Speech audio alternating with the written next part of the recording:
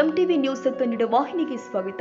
ಪ್ರತಿ ವರ್ಷದಂತೆ ಹುಕ್ಕೇರಿ ತಾಲೂಕಿನ ಸಂಕೇಶ್ವರ ನಗರದ ಐತಿಹಾಸಿಕ ಮಠವಾಗಿರುವ ಜಗದ್ಗುರು ಶಂಕರಾಚಾರ್ಯ ಮಠದ ಶಂಕರಲಿಂಗ ಜಾತ್ರಾ ಮಹೋತ್ಸವದ ಅಂಗವಾಗಿ ಇವತ್ತು ಸಂಕೇಶ್ವರ ನಗರದಲ್ಲಿ ಕರ್ನಾಟಕ ನವನಿರ್ಮಾಣ ವೇದಿಕೆಯ ವತಿಯಿಂದ ರಸಮಂಜರಿ ಕಾರ್ಯಕ್ರಮ ಆಯೋಜನೆ ಮಾಡಲಾಗಿತ್ತು.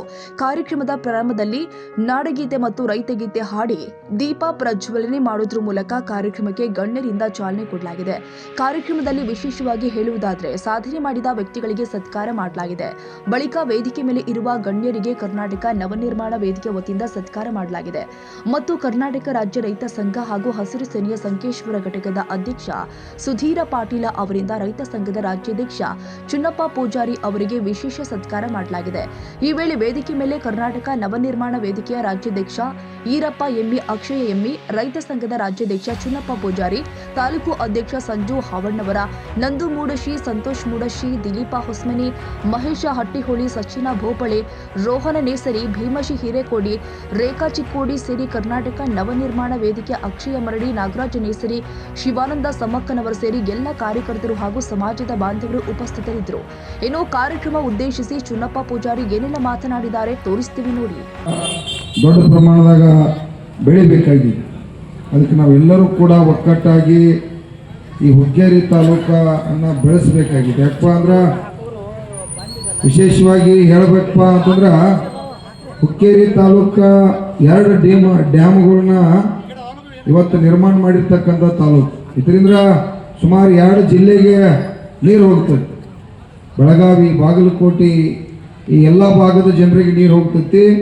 ಅದು ಹುಕ್ಕೇರಿ ತಾಲೂಕಕ್ಕೆ ನೀರು ಇಲ್ಲದೆ ಇರ್ತಕ್ಕಂಥ ಸಂದರ್ಭ ನಾವೆಲ್ಲ ಕೂಡ ಇವತ್ತು ಹಳ್ಳಿ ಒಳಗೆ ಪ್ರತಿಯೊಂದು ಹಳ್ಳಿ ನೋಡಿರ್ತಕ್ಕಂಥ ಸಂದರ್ಭ ಭಾಳ ಪಾಪ ಬೇಜಾರು ಅನ್ನಿಸ್ತದೆ. ಯಾಕಂತಂದ್ರೆ ಇವರು ಡ್ಯಾಮ್ ಕೊಟ್ಟವರಿಗೆ 10 ಕಿಲೋಮೀಟರ್ದಾಗ ನೀರಾವರಿ ಇಲ್ಲ. ಇವತ್ತು ನಾವು 100, 150, 200 ಕಿಲೋಮೀಟರ್ದವ್ರ ನೀರಾವರಿ ಉನ್ನತ್ತು. ಅದಕ್ಕೆ ನಾವೆಲ್ಲ ನವನಿರ್ಮಾಣ ಸಂಘಟನೆ ಇರ್ಬೋದು, ಎಲ್ಲ ದಲಿತ ಪರ ಸಂಘಟನೆಗಳಿರ್ಬೋದು, ಕಾರ್ಮಿಕರ ಸಂಘಟನೆ ಇರ್ಬೋದು, ಎಲ್ಲರೂ ಒಕ್ಕಟ್ಟಾಗಿ ಕನ್ನಡ ಪರ ಸಂಘಟನೆಗಳು ಇರ್ಬೋದು, ಎಲ್ಲರೂ ಪಕ್ಷಾತೀತವಾಗಿ ಬಹುಶಃ ಏಪ್ರಿಲ್ದಾಗ ಒಂದು ನಮ್ಮ ಸಂಜು ಅವಣ್ಣವರಾಗಿರ್ತಕ್ಕಂಥ ತಾಲೂಕಾ ಅಧ್ಯಕ್ಷರು ಅವರ ನೇತೃತ್ವದಲ್ಲಿ ಸುಮಾರು ಎಲ್ಲ ರೈತರ ನೇತೃತ್ವದಲ್ಲಿ ತಮ್ಮೆಲ್ಲರ ನೇತೃತ್ವದಲ್ಲಿ ಲಕ್ಷಾಂತರ ಸಂಖ್ಯೆಯಲ್ಲಿ ಒಂದು ದೊಡ್ಡ ಬೃಹತ್ ಪ್ರತಿಭಟನೆ ಮಾಡಿ ಏನು ಧಾರವಾಡಕ್ಕೆ ಈಗಾಗಲೇ ಕೈಗಾರಿಕೆಗೆ ಡಿ.ಕೆ. ಶಿವಕುಮಾರ್ ಸಾಹೇಬ್ ಅದನ್ನು ಇಲ್ಲಿಂದ ಹಿಡ್ಕಲ್ ಡ್ಯಾಮ್ದಿಂದ ಸುಮಾರು 200-250 ಕಿಲೋಮೀಟರ್ ನೀರು ಹೋದು. ಯಾಕಂತಂದ್ರೆ ನಮಗೆ ಕುಡಿಯೋಕೆ ನೀರು ಕಷ್ಟದ ಸಂದರ್ಭ ಇದೆ. ಬೇಸಿಗೆ ಸಂದರ್ಭದಾಗ ನೀರಿಗಾಗಿ ಭಾಳಷ್ಟು ಯುದ್ಧಗಳಾಗ್ತಾವೆ, ಜಗಳಾಡ್ತು ನಾವು ಇಲ್ಲಿಂದ ಹೋದವರ ಒಂದು TMC ಗಂಟೆ ನೀರು ಹೋದ್ರೆ ಅಂದ್ರೆ ಮತ್ತೆ ಲಕ್ಷಾಂತರ ಕುಟುಂಬಗಳು ಇವತ್ತು ಬೀದಿಗೆ ಬರ್ತಕ್ಕಂಥದ್ದು, ಕುಡಿ ನೀರಿಗೆ ದನಕ್ಕೆ ಸಮಸ್ಯೆ ಆಗ್ತೈತಿ. ಮತ್ತು ಅವರೇನಲ್ಲಿ ರೈತರಿಗೆ ಕುಡಿಯೋಕೆ ಹೋಗ್ತಿಲ್ಲ, ಕೈಗಾರಿಕೆಗೆ ಹೋಗ್ತಾರೆ.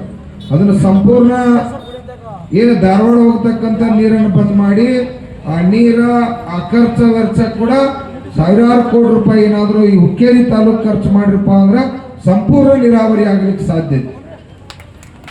ಆ ನೀರಾವರಿಗಾಗಿ ನೀವು ಕೂಡ ಎಲ್ಲರೂ ಯಾಕಪ್ಪ ಅಂದ್ರೆ ಇವತ್ತ ನಾಡಿನಾಗ ರೈತ ದೇವರುಗಳು ಖುಷಿಯಾಗಿದ್ದಪ್ಪ ಅಂತಂದ್ರೆ ಈ ಜಗತ್ತೆಲ್ಲ ಖುಷಿ ಇರ್ಲಿಕ್ಕೆ ಸಾಧ್ಯ. ಆ ದೇವರುಗಳು